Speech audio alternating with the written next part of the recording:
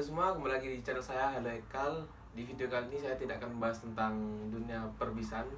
Di video kali ini saya akan memberikan info tentang dunia pendakian, salah satu hobi saya, yaitu tentang peralatan-peralatan dasar bagi kalian yang ingin melakukan traveling ataupun pergi naik gunung.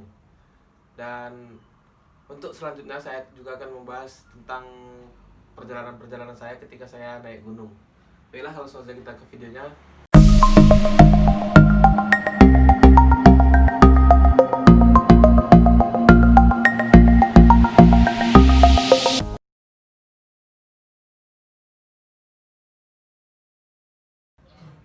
Nah, ini dia perlengkapan-perlengkapan dasar untuk naik gunung yang biasa saya pakai.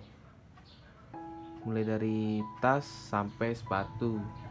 Nanti saya jelaskan satu-satu fungsinya apa dan bagaimana kegunaannya. Kita mulai dari ujung dulu.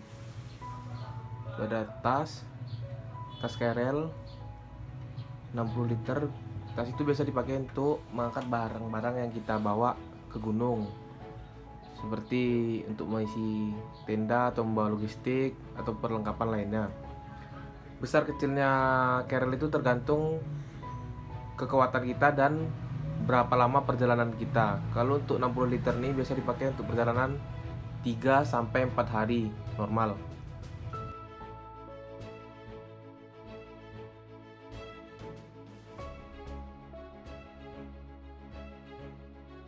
Yang selanjutnya itu ada ini yang di belakang sana, tas kecil.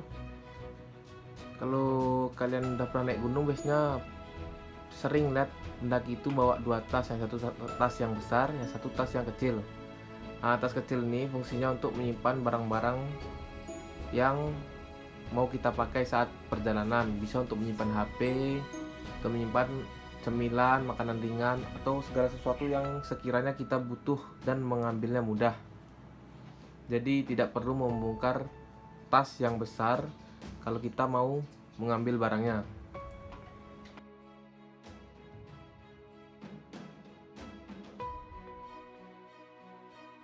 Yang selanjutnya yaitu ada sleeping bag nih, yang kuning. Sleeping bag itu dipakai kalau kita tidur atau untuk menghangatkan badan. Kalau bahasa normalnya ya selimut lah ya. Selimut tapi dia kayak kantong, kayak kepompong. Nah, sleeping itu gunanya untuk menghangatkan badan kita, terus sebagai pengganti selimut waktu kita tidur juga.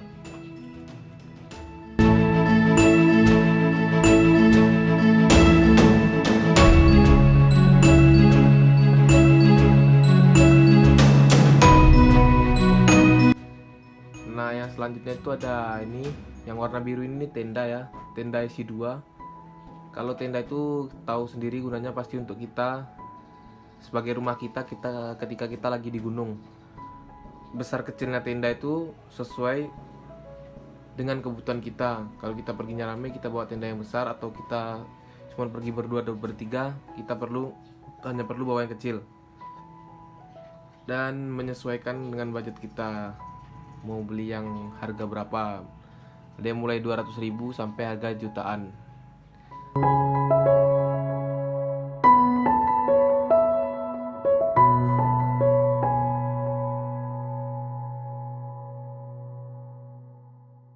Nah, yang selanjutnya ini yang lurus ini sebelah tenda itu ada perlengkapan masak, mulai dari kompor. Nih yang dua ini kompor, yang oranye sama yang hitam itu dia sepasang satuin. Yang di ujungnya itu ada nesting. Nesting tuh istilahnya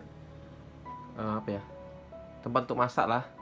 Dalam nesting itu biasanya ada beberapa bagian. Kalau yang ini ada 3 bagian. Yang tinggi untuk masak nasi atau yang berkuah-kuah, yang pendek untuk menggoreng-goreng. Nah, terus satu lagi ada untuk memasak air, khusus untuk memasak air.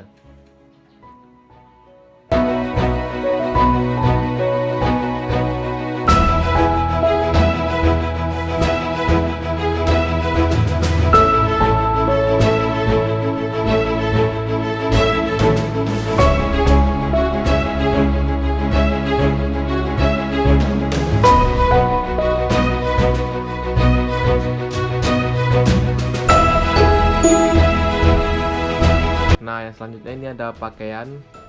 Pakaian untuk naik gunung itu sedikit berbeda dengan kalau kita pergi traveling biasa. Pastikan kalau naik gunung itu pakai bahan yang memang dipakai untuk naik gunung.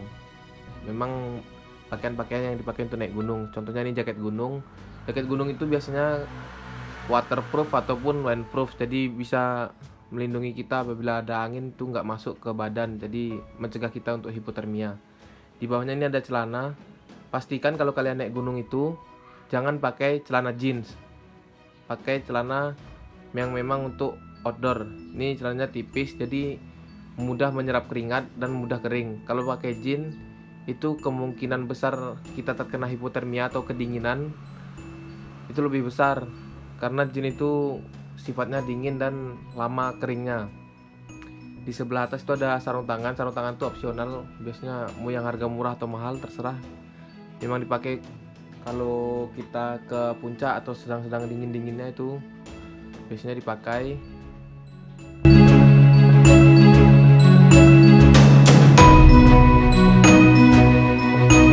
Nah, yang selanjutnya itu ada P3K dan senter ya untuk penerangan. P3K itu biasanya saya bawa betadine, kasa, Revanol atau beberapa obat seperti paracetamol atau obat sakit mah dan lain-lainnya.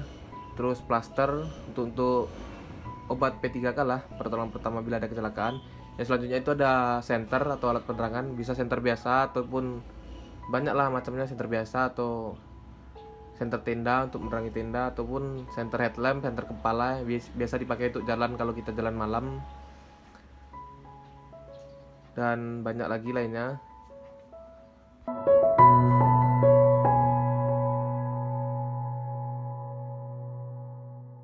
Nah, yang selanjutnya ini ada sepatu. Pastikan kalau naik gunung itu jangan pakai sepatu yang biasa dipakai untuk pergi main biasa. Jadi beda sepatu untuk naik gunung sama sepatu untuk pergi main sekedar-sekedar ke mall atau gimana. Sepatu gunung itu biasanya khusus, memang dibuat untuk aktivitas outdoor, jadi tidak mudah rusak dan biasanya lebih tahan. Kalau naik gunung itu kan biasanya jalannya bisa becek ataupun medan-medan yang tidak ditemui di biasanya gitu. Kalau kalian pakai sendal itu kemungkinan cederanya lebih tinggi, jadi kalau naik gunung itu memang disarankan pakai sepatu, dan lebih baik lagi kalau kita pakai sepatu yang memang untuk naik gunung, jadi lebih safety, itu untuk keamanan kita juga.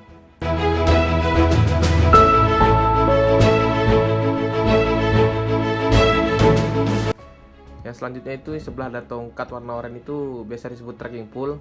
Nih, trekking pole ini biasa dipakai untuk tongkat lah istilahnya. Kalau kita mau jalan kita pakai tongkat, jadi beban di badan kita tuh bisa lebih ringan, jadi mengurangi capek juga lah trekking pole ini. Kalau untuk panjangnya bisa diatur sesuai kebutuhan kita.